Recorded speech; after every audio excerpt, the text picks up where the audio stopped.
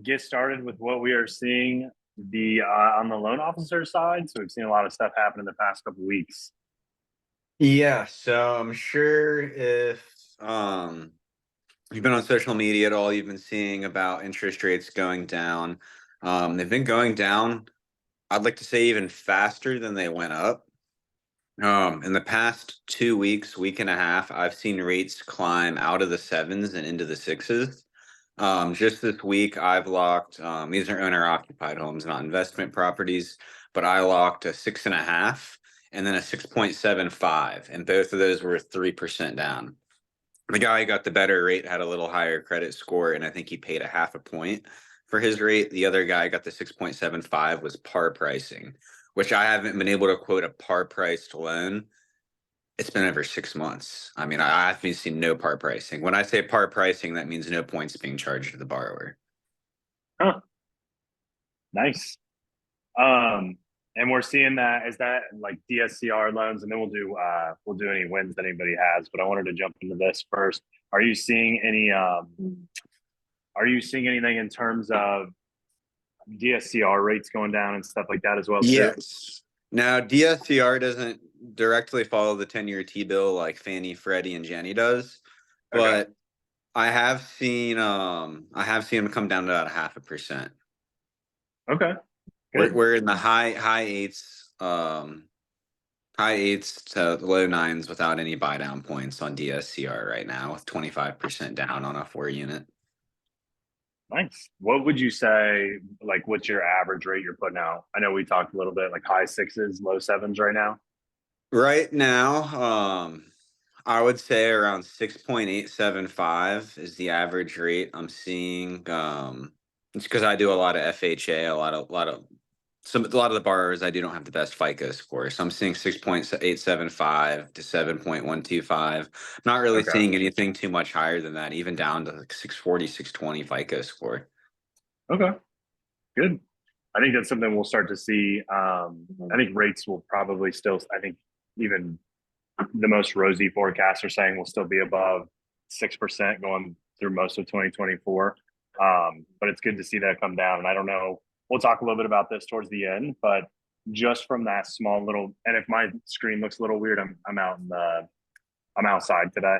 I'm doing some stuff in my office, so I had to come down here. But I think we'll start to see some demand pick up, even with it being the holidays. I think we've seen some more demand pick up on our listings. I know Addison, we've sent just our team alone. We probably sent you the most pre-approvals we have since probably like late July, early August. It's been a You while guys since we've had sent out. 4 contracts just in the past week to me.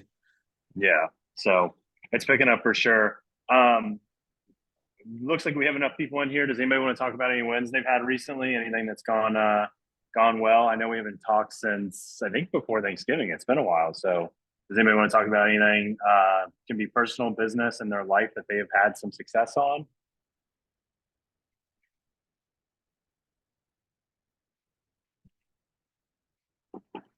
I'll start if you guys want, just to get it kicked off. I don't know if anybody's wanting. It might just. It feels like a Monday, kind of Thursday, but obviously, as said, we've had some accepted contracts recently. So this week and last week have been two of our busiest ones, and luckily, a lot of those were buyers we had been working with for probably some of them as long as a year. So excited to get them under contract. I think now is probably the best time in terms of pricing, demand, and everything that we're seeing going on. So I'm going to give myself a win for that. To clap. Anybody else got a win they want to talk about? I won't bite if anybody gives a win. I just want to hear positivity. It's radiate it.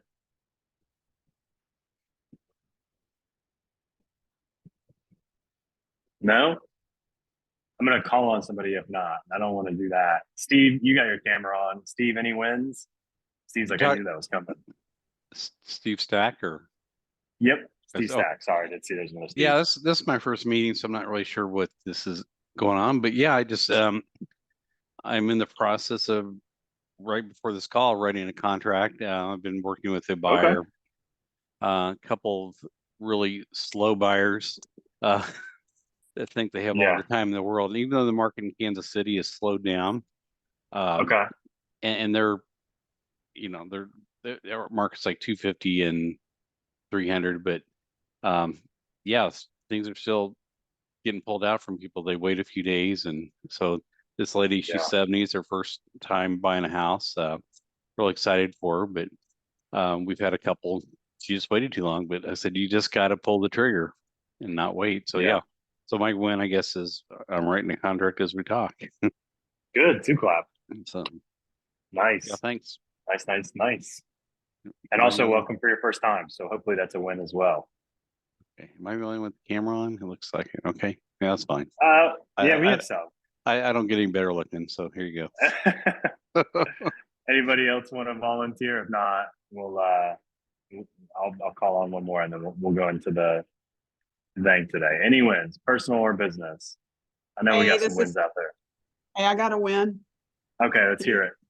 Okay, this is Karen in Jacksonville. I wrote my first contract with EXP. It should be Nice. closing December 27th. Y'all pray for the appraisal. Woo. Congratulations. Congrats on that being the first one for EXP too. We'll two clap it. Yeah. Nice. And this is my first meeting too. So there you go. Good. We like new ones. I have some updates for everybody too, so it's a perfect one to be in for. So Yeah, this is my first one with EXP. So awesome. yeah, hopefully I'll get it through the process. Good. Yeah. Yep. Awesome.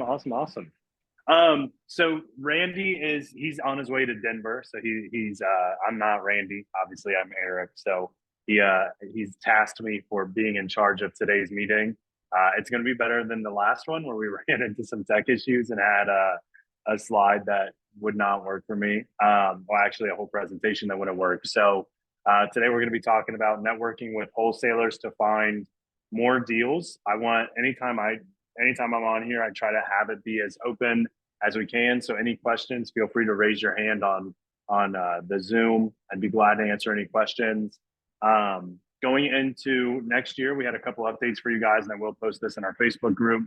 Obviously, we have a Facebook group, Investor Agent Nation. We have a YouTube as well. We plan on posting this, but I think going into next year, we're going to be doing just one meeting a month. I think two has been a little bit crazy. Doing the first and third Thursday of every month has been a lot. We just want to make sure that we are able to continue to put it out there. We have also had some people reach out to us about some just one-on-one mentorship and stuff like that. So I think we're going to be taking on some more of that going into next year as well.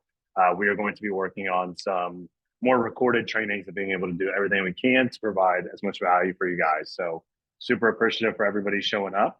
And that is going to be, I want to make sure okay. So that is going to be some changes coming up into the next year, which I think will be really exciting.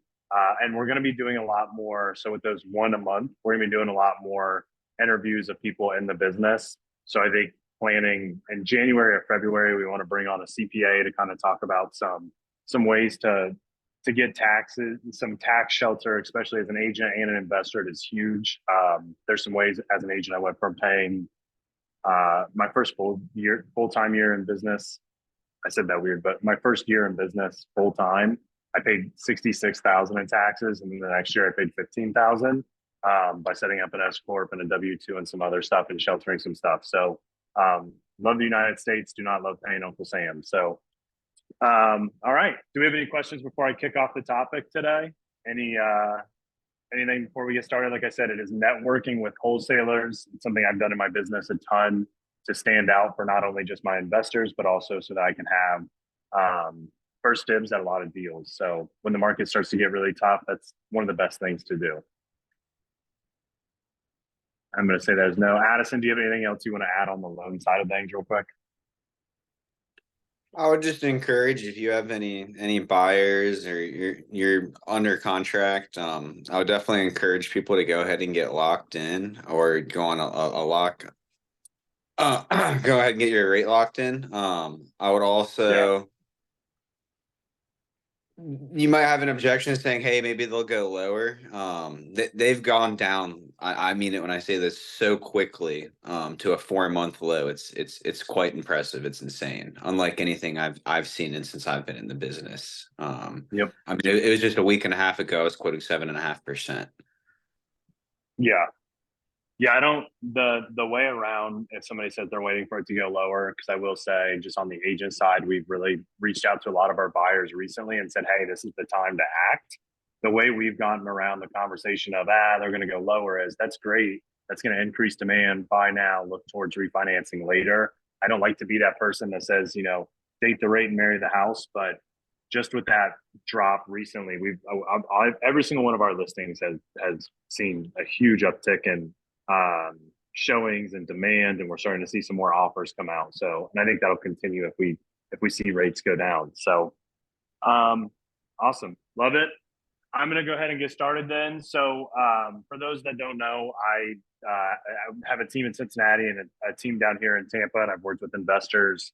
That's actually how I got started in my business. I wanted to be an investor. Worked with a couple agents and just didn't like the experience. So I decided to get my license and start working with investors and kind of be able to provide as much value as possible. One of the things that I learned really quickly, so I started working for a flipper. That was the first person that I worked with, was he would just flip a bunch of properties, was finding deals. I started working with him actually right about COVID time. And in the Cincinnati market, finding deals during that time was as tough as you could possibly get. Bigger Pockets, I know a lot of people are familiar with it. That was about the time that Bigger Pockets had mentioned Cincinnati on like 2 episodes. And I had people calling from like every city in the country asking to buy investments in the Cincinnati area. So I had people that were like, hey, I heard you guys have the best cash flow and I can buy a property for 15,000 and all this other stuff. So we had so many out of state buyers come in to flood our market. Wasn't as many deals as there should have been. And it started to make it so that deals were really tough to come by. And I have always, on the investor side, I have always tried to source my own deals, but it was getting to the point where it was just too much with acquisitions and dispositions and everything else to me be the person sourcing every deal.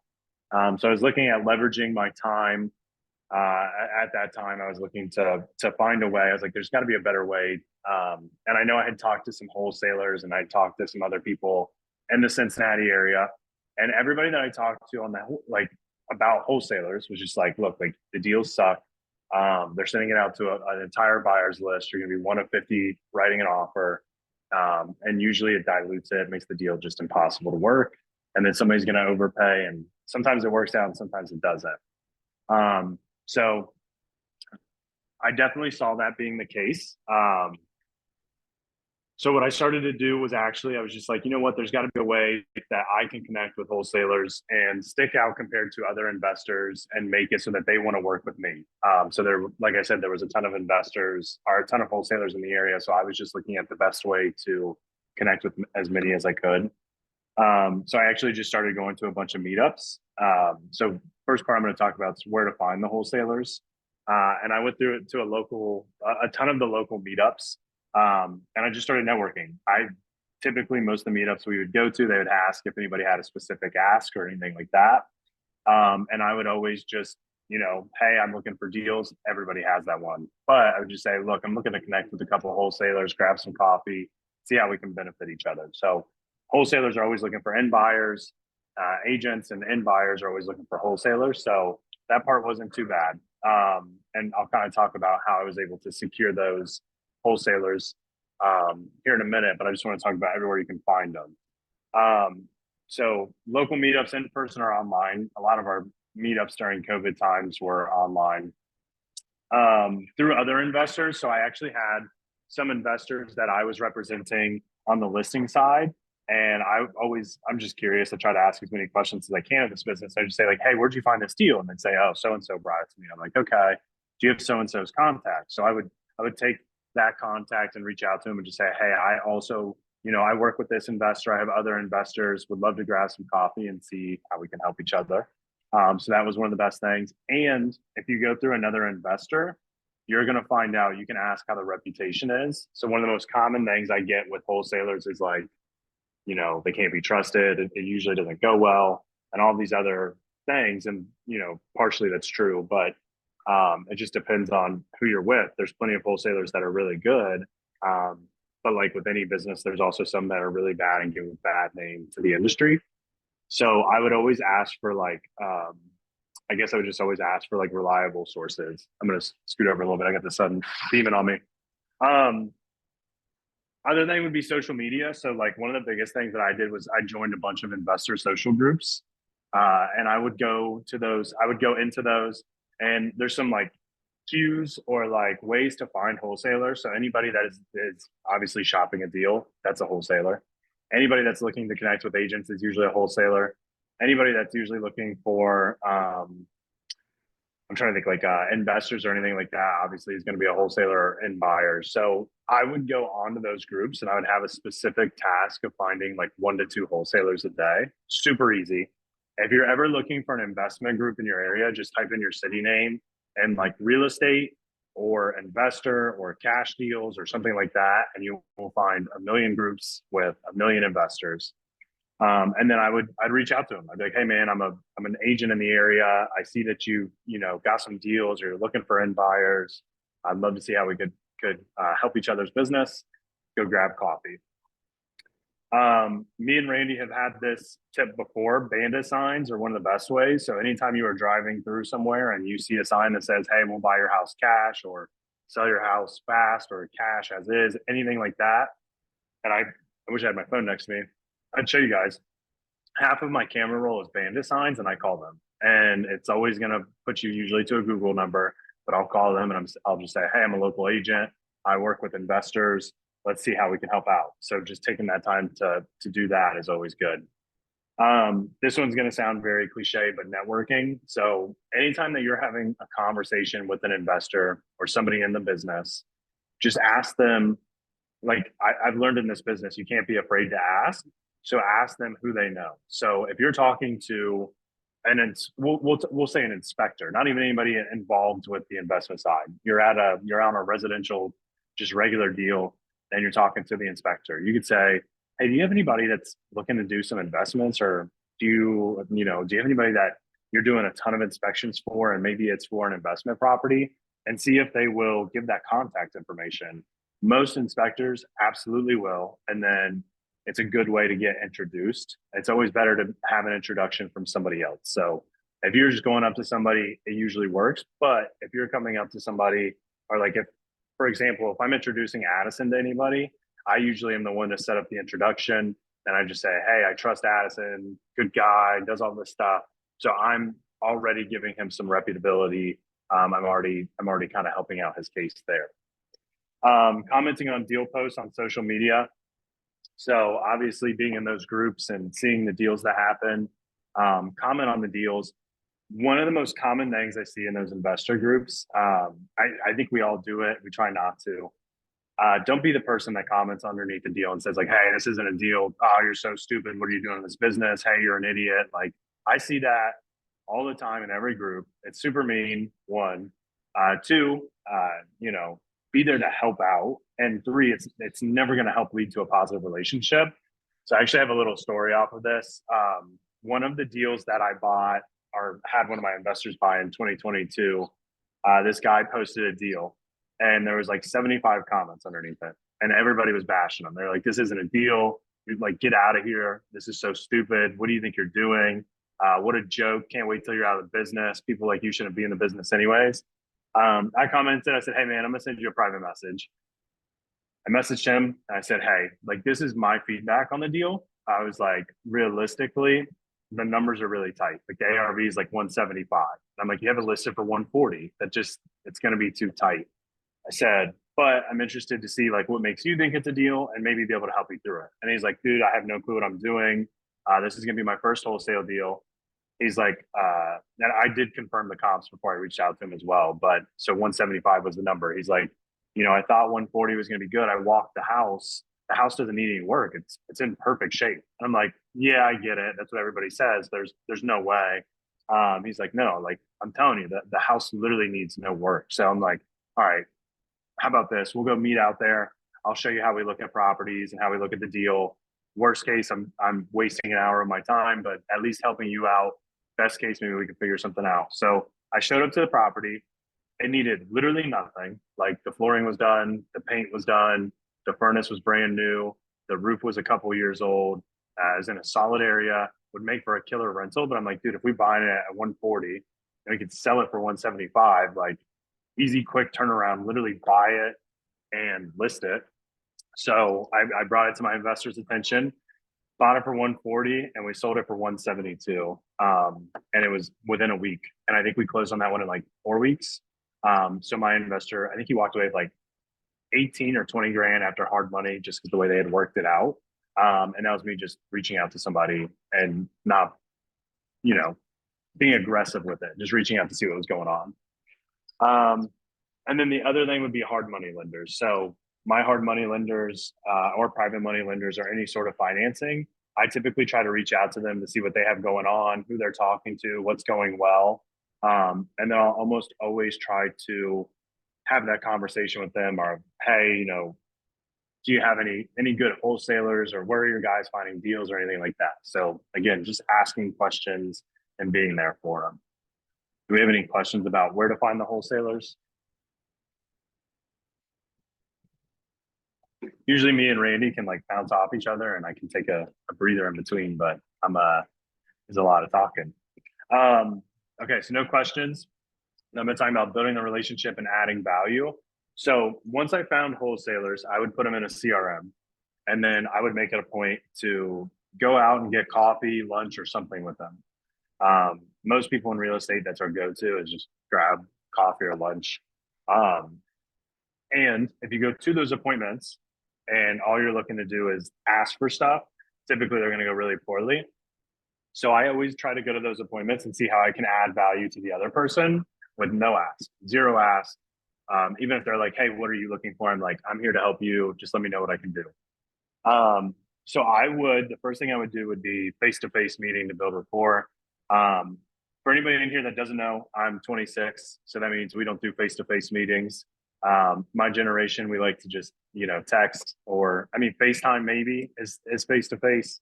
But we don't do face-to-face meetings or luncheons or anything like that. So it was kind of weird for me at first, like just going to meet somebody. I'm like, what's happening here?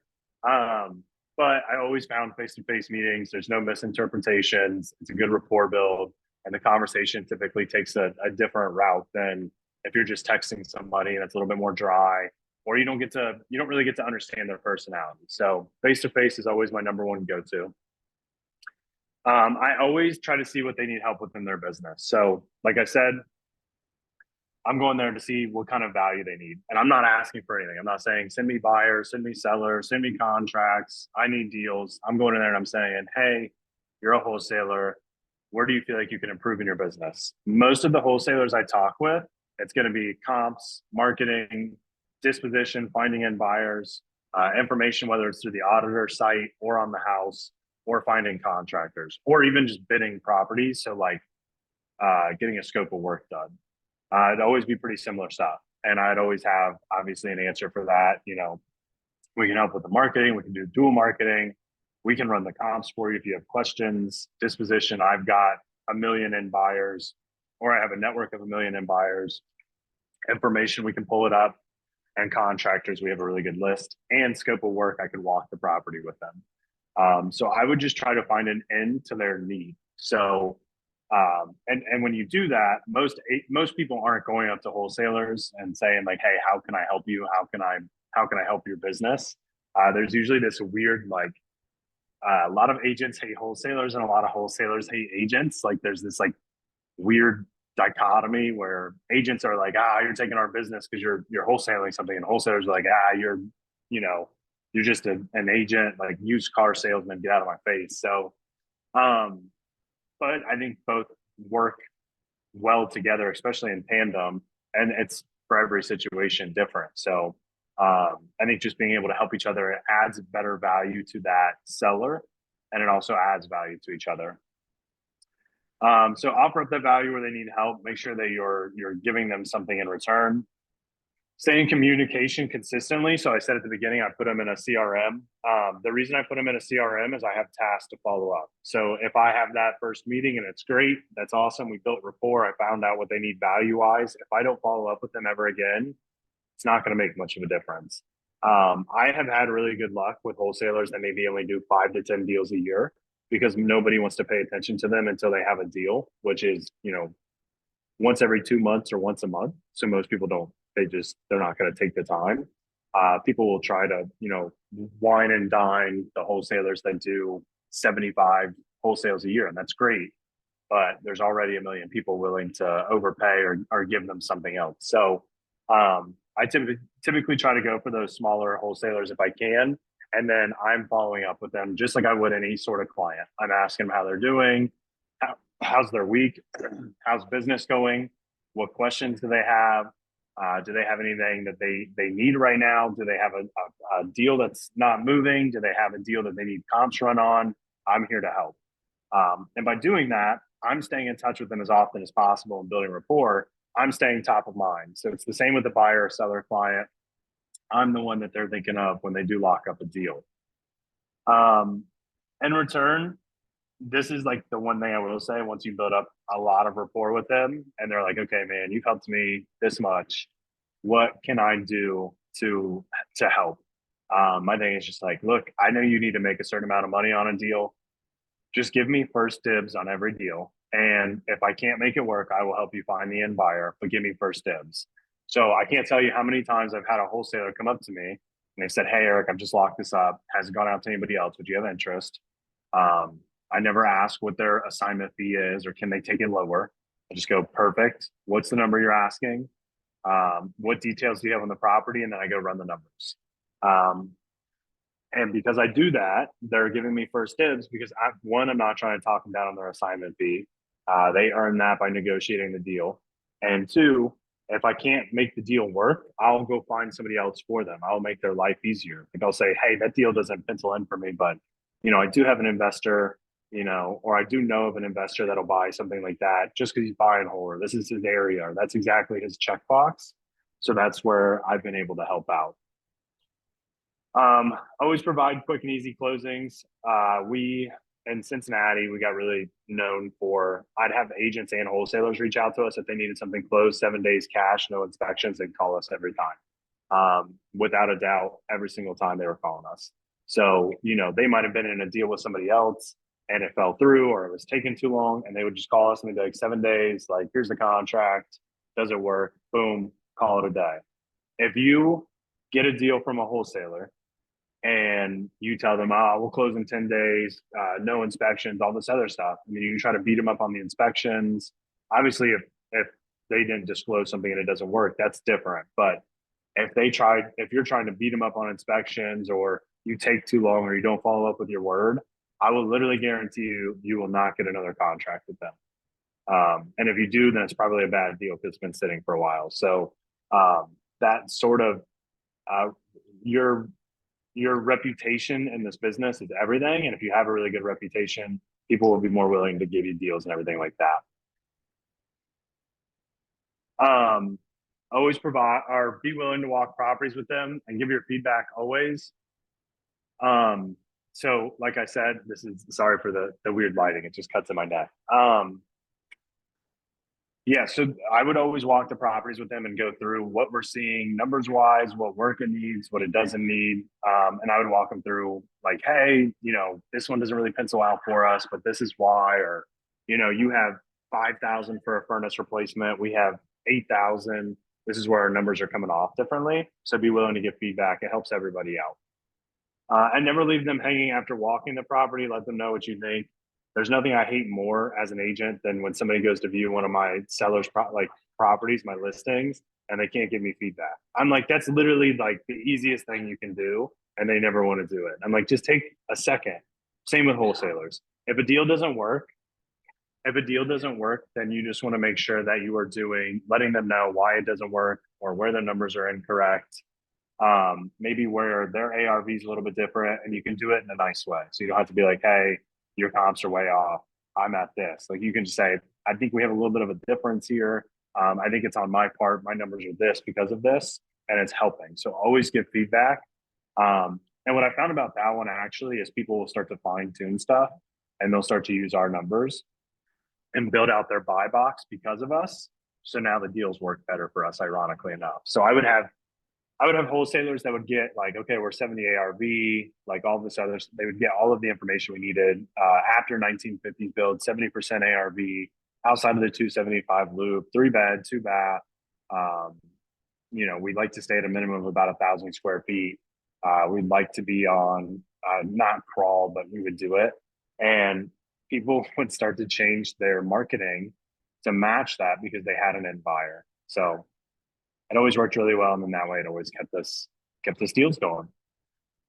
Any question about building that rapport, building that value? Anything popping up?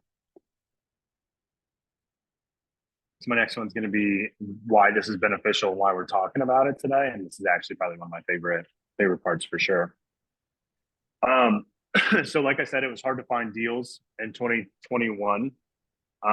So by doing this, when a lot of investors in my market were struggling to find deals, by doing this, by building out connections with wholesalers, we were getting a consistent flow of leads.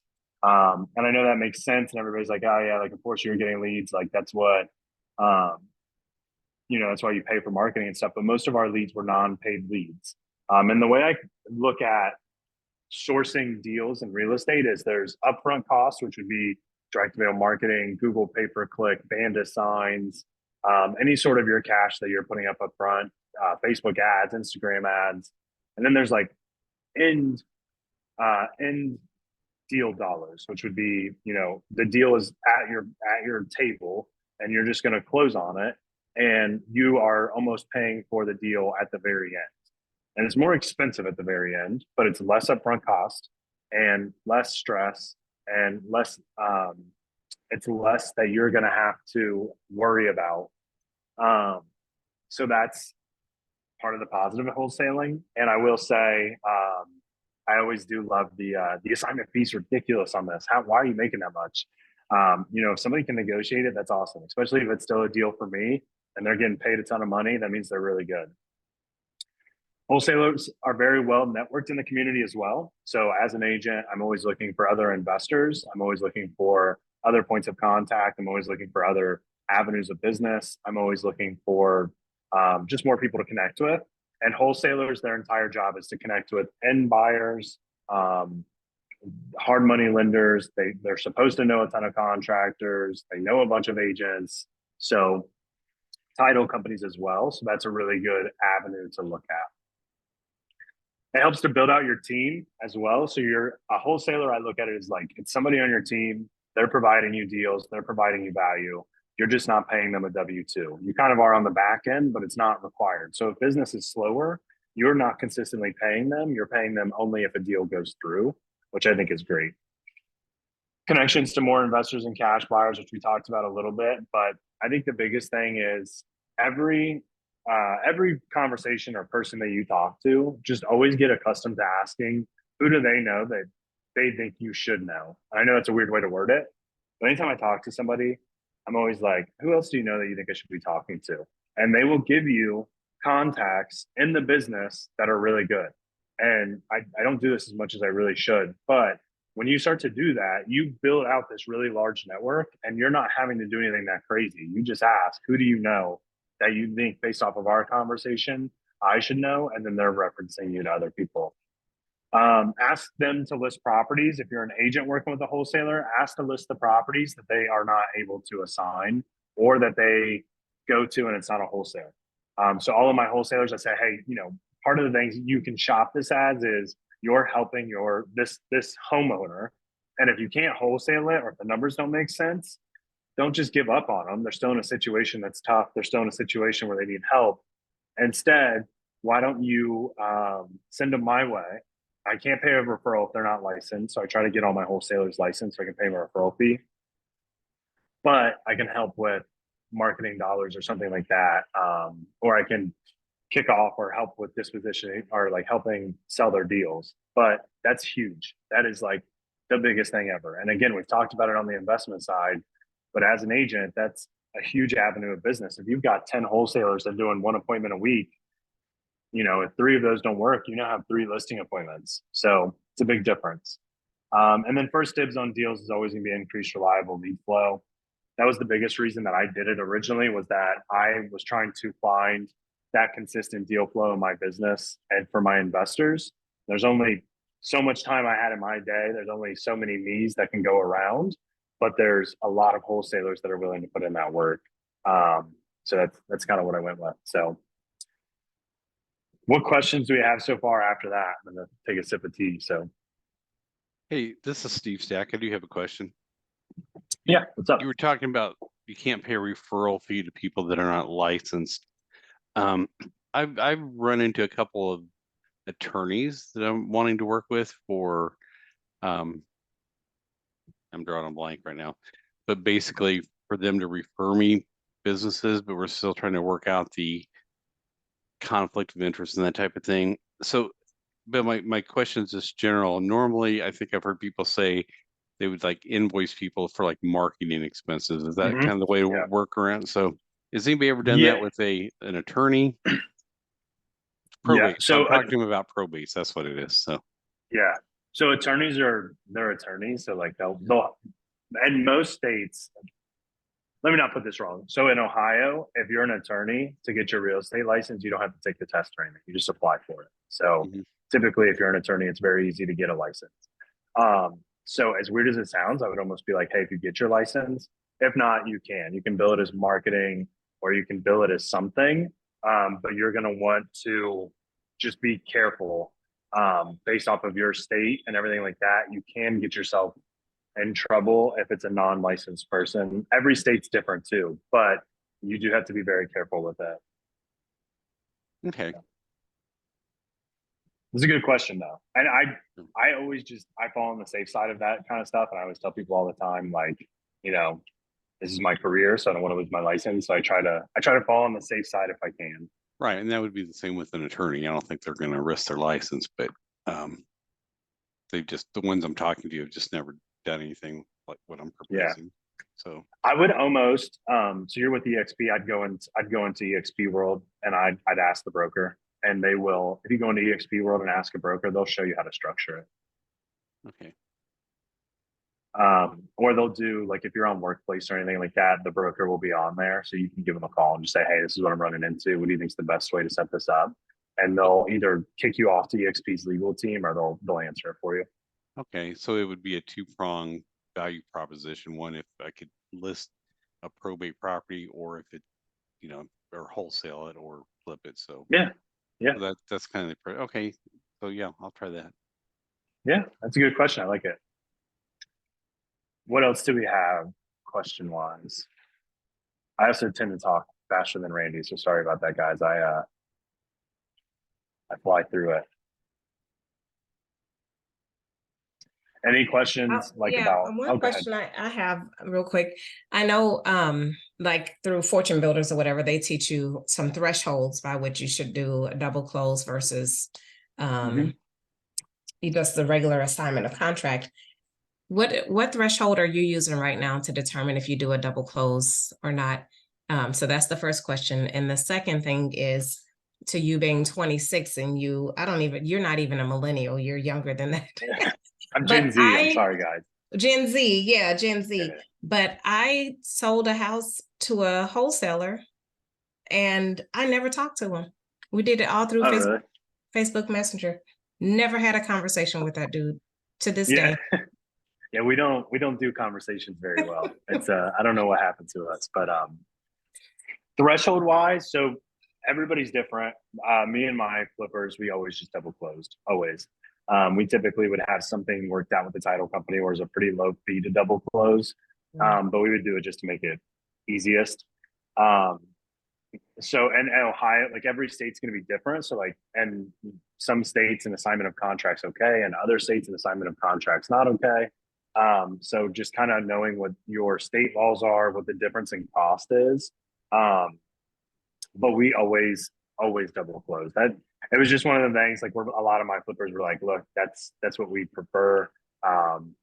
Make sure the wholesaler can do it, make sure they're not promising fake funds or anything like that. I know people that do it either way. I think it just is a preference for sure. Okay. And then I forget what the second part was, just the Facebook thing. So yeah, I use social media for everything. I connect with, I go into every group, but what I try to do is I go into those groups, and because a lot of people don't want to do face-to-face nowadays, I'll do a coffee or a lunch. And And I never, ever, ever pitch it as like, hey, this is what I need in my business. I always just ask them what they need. And I take a like copious amount of notes. And then when we leave the meeting, I go put everything into my CRM.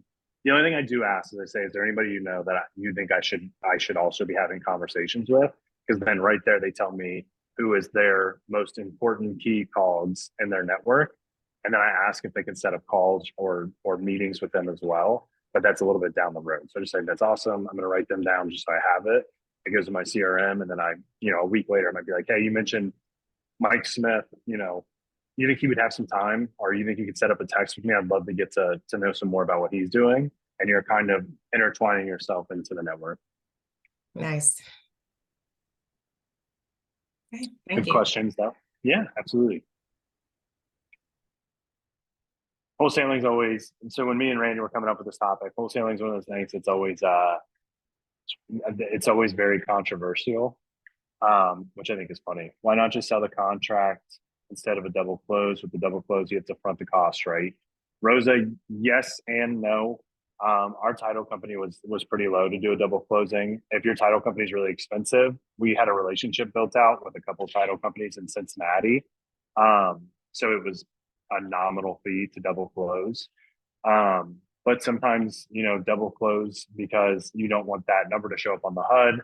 Sometimes you double close to protect the seller from getting cold feet. Sometimes you double close just because some of the wholesalers I know they know it's a deal. And these are my favorite ones. They know it's a deal. So they're just going to purchase the property immediately with their own funds and turn around and sell it. And then they're not beholden to trying to see what to do with the seller. They buy it and then have somebody else go out. Carla, do you have a preferred CRM? So on my residential side of business, we use Brivity. It's kind of expensive. It's not terrible, but we use that. To be honest, it's okay. I think every CRM has its ups and downs. I've heard Follow Up Boss is really good. The best CRM ever is the one you're going to use. And I would say I would leave Brivity if I didn't have to reset everything up. We made all these tasks and these follow-ups and all this other stuff that I'm like, I'm too lazy to move to a different one. So Brivity's mine, but there's some really good ones out there. Some really cheap options as well. So don't feel like you have to go super expensive. The biggest thing is finding one that you want to use and using it.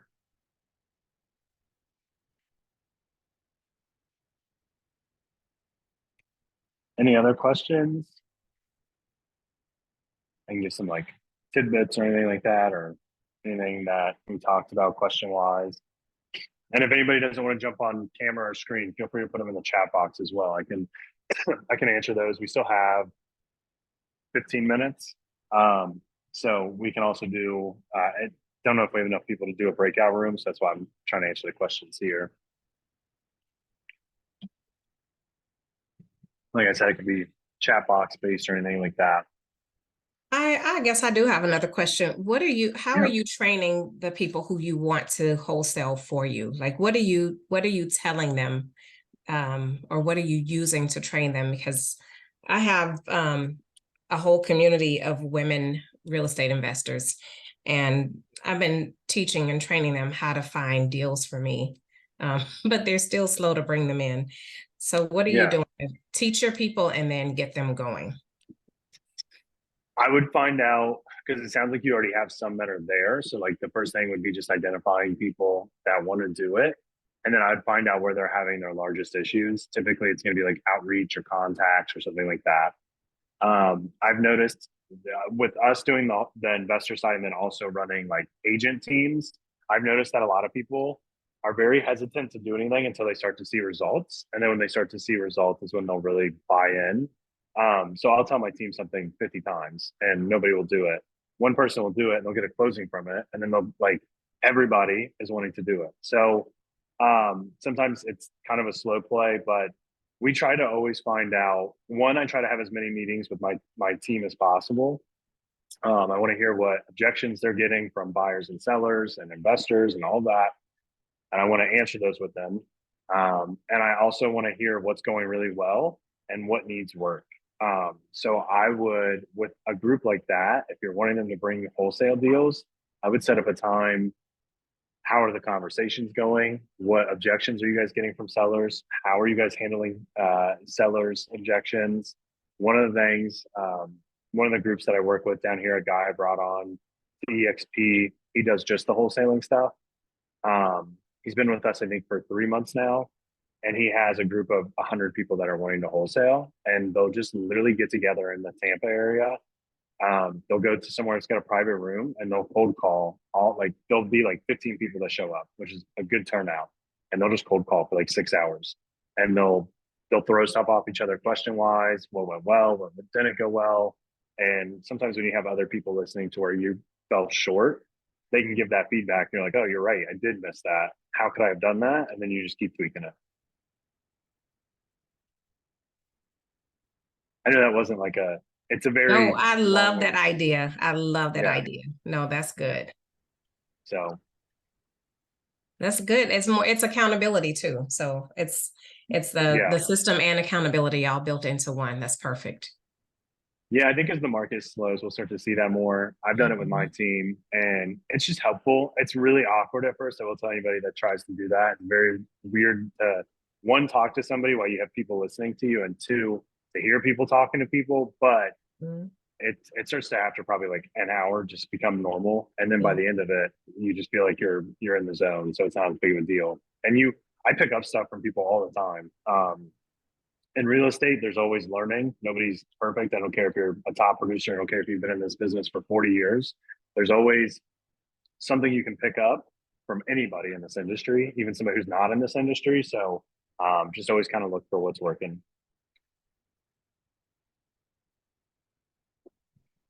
Any other questions? That's a good question, though. I like that. Hopefully hopefully you're able to get them to get some deals in soon. Yes, we are definitely picking up what you're putting down. Thank you. Yeah. Anything chatbot wise? If anybody's doesn't want to jump on, feel free to throw it in the chat. And I will say for everybody, so like, this is all, these topics that we talk about are things that we do in our business. We won't talk about anything that we don't do. I'm telling you, like, the relationships that everybody that I've built relationships with wholesaler wise, they're amazing. Like they're good friends of mine and stuff like that. But two, there's so many investors that get ticked off when they find out we're getting deals and they're not, because we're the first ones to get it. And they're like, how are you doing it? It's like, well, I'm just building connections. And like, whatever. Like, sometimes money does help, but at the same time, if I can provide a fast, easy, reliable experience for somebody and they're still getting paid, and it's getting paid in the most efficient way possible, they're going to go with me every time. And as soon as I fail that, I'll be off that list. So I take it very seriously. I tell all my investors to take it seriously. But if you're looking for deals, it's huge. And if you're an agent, wholesalers are a great connection. And I think agents and wholesalers, we could have our own, instead of Investor Agent Nation, you could have Wholesale Agent Nation, because you have wholesalers that hate agents and vice versa. Agents tend to be, for whatever reason, we tend to mess everything up. I don't know. But, it's huge. Like you guys can help each other so much. So One other thing I'll add to what you're saying is the community is really small where you live as it relates to wholesaling and things like that. So if you don't think you can perform on a deal, make sure you say that up front. I thankfully have the reputation of somebody who will close. If I say I'm going to do a deal, I do it. But if you get that reputation of somebody who takes on projects and you don't close, that's not good. So it's always good. I mean, you tell people that you're going to take a look, right? You do your own evaluation, but if you know you can't do the deal, say it up front and say it quickly. Yeah, follow through is huge. And like we literally, like right before I got on this, one of my investors offered on a property, and the agent's like, I won't accept a hard money loan. And I'm like, okay, it's cash. Like we'll close in 7 days. We've worked with this guy 50 times. And she's like, I won't do it. So I'm like, all right, here's my proof of funds. Like, here's my cash in my bank. Like, just whatever we need to do, get the deal done. So, we'll put our money where our mouth is, and like, it just is what it is. You have to get the deal closed. So, but yeah. And if it's very quickly, you can very quickly ruin your reputation because investors are tight knit. So if you have one bad deal go wrong, everybody knows it. Everybody. Any other questions? It could be not about the wholesaling portion. It could be about anything that we talked about or anything in a previous one. We've still got a few minutes. If not, we can always cut it a little bit short, but the next meeting won't be until the 3rd of January. So it'll be a while. I don't think we're going to do another one for December. Everybody enjoy the holidays. And then I think we're going to move to the 3rd Thursday of every month. I have a question. Yeah. So somebody called me wanting to sell a mobile home, and in Kansas City, there's no manufactured housing or mobile homes on MLS. Okay. I'm looking at it as an opportunity to sell it to somebody that may be interested. Does anybody have any experience on how to find the value of a mobile home, or have they ever done that, or that type of thing? So you're going to kill me because I feel like it's my answer for everything. It depends on what state you're in. Mobile homes are handled differently in every state. In Ohio, mobile homes are transacted as cars. So mobile homes have a VIN number. They trade just like cars. They're not real property, not tied into foundations.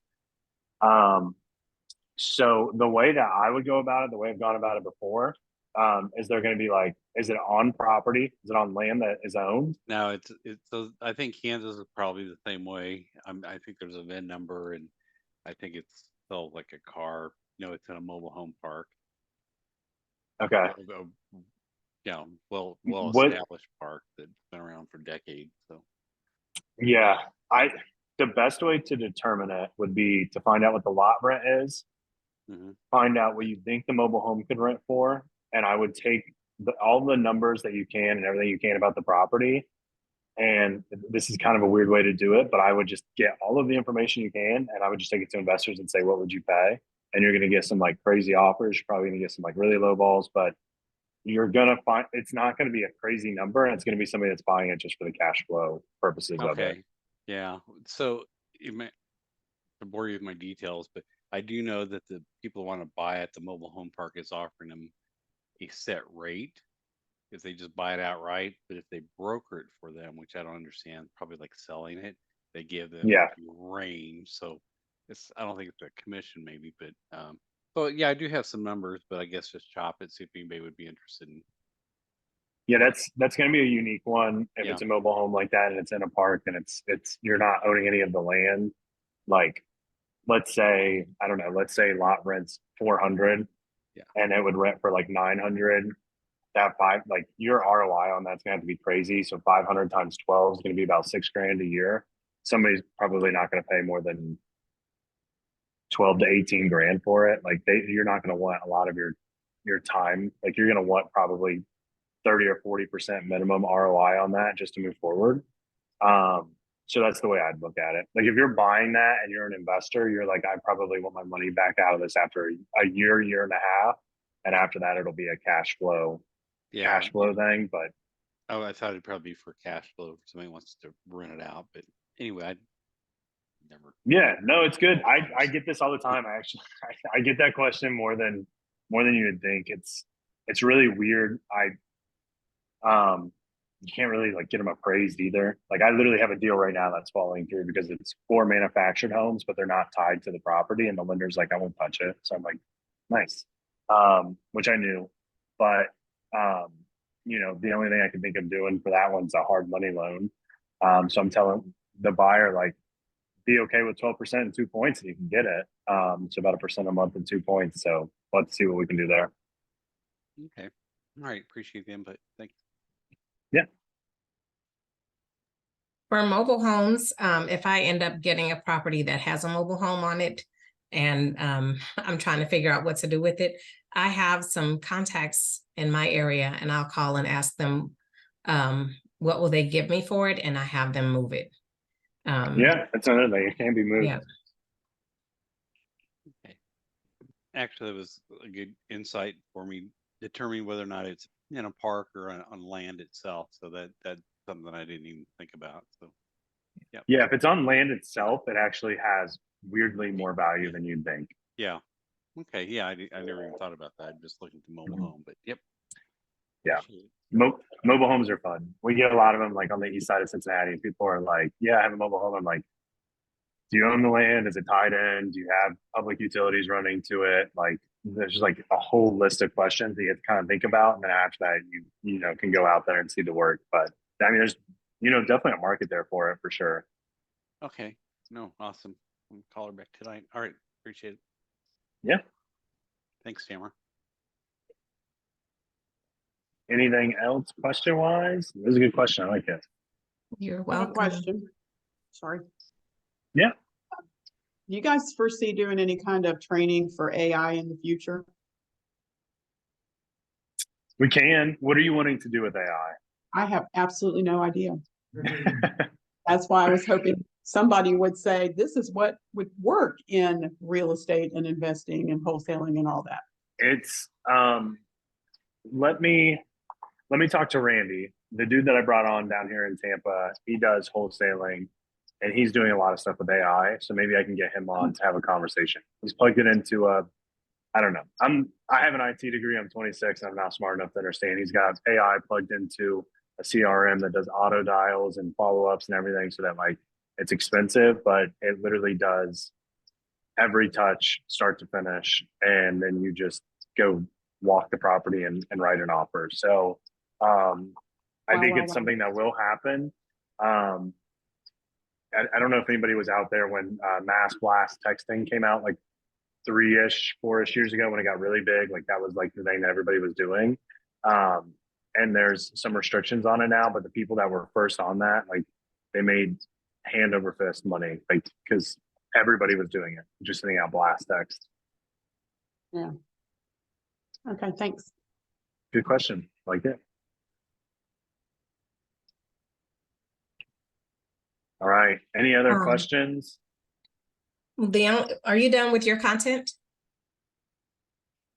Am I what? Are you done delivering your content? Because I was I gonna, am. okay, I was gonna say something that's off topic. Yeah. But we are at the end of the year and people are looking for where they can have some tax savings. And so like tonight, I'm doing a private money pitch, and I'm going to do another one again right before the end of the year, like on the 28th or 29th of December, just to give people ideas on what to do with their money coming up on the end of the year for tax savings. So dust off your private lender credibility packets or your private money pitch and start talking to people. Open your mouths, because you never know. People have money and they're trying to, they're either going to pay, you know, their retirement account, or they're going to pay Uncle Sam. And so if you can help them get that money into a retirement account so that you can use it and grow it for them, they will forever be grateful. Yep. So the plan's to have a CPA on. We were going to do it this month, but it's going to be too quick. You can do some stuff right, like in the past. So there'll be plan is to have them on in January and have discussions about what's the best way to do it, but also like those self-directed 401ks. If any of the agents here, like we'll talk about this to a CPA, but you can actually do a self-directed 401k. And because for some of us agents and stuff like that, we can do a backdoor Roth. So you can convert, I think the last time I checked was like 66,000. You pay the taxes on it up front, which sucks, but you pay the taxes up front and then it grows tax-free. And then when you go to pull it out, it's tax-free. So you're paying the tax up front.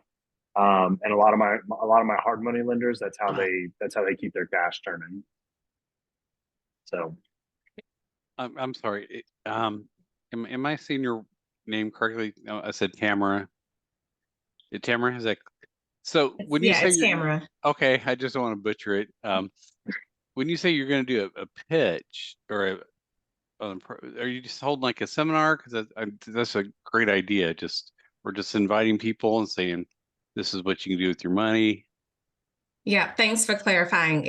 I'm not pitching for money. It's more educational. Right, So, educational. So how are you doing that? Is it like a webinar or something? Webinar, seminar. Yep, online. Mm-hmm. Okay. Yep, and I'm just gonna I told everybody I invited is for educational purposes. Okay. And I also said I do not have a deal for you to invest in at this moment. I just want to educate you. any way that some of us can like sneak in the back of the room and watch you? Sure. Yeah, I'll I'll let send you you do my that. email on me. Yeah, I'd be interested. That's an awesome idea. Yep. Thanks. It might not be as Awesome. polished as you'd like, but I'm gonna do it. No, that sounds like a great idea, especially end of the year and the first of the year, because I'm sure a lot of people just have no idea. Yeah. Hey, does anybody know off the top of their head, before I go look it up, I see that we're over time, but do they have until April to invest for the year before? Is that right, for the retirement account? Yeah, and I think if you file an extension, don't quote me, I'm not a CPA. I think if you file an extension, you have longer. Okay. That's Yes. the plan. So I think we're gonna have the CPA on for Q&A. But great meeting today, guys. Let me know. Let us know if you guys need anything. Be active in the Facebook group. We are TikTok.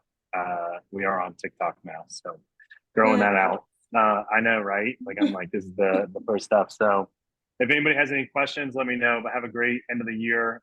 We'll see you guys until the 3rd week of January. So happy holidays. Be safe. Enjoy time with family. Hopefully Santa brings everybody what they want. I don't know. Deals preferably. So yeah, have a great week, guys. All right. Thank you. Thanks.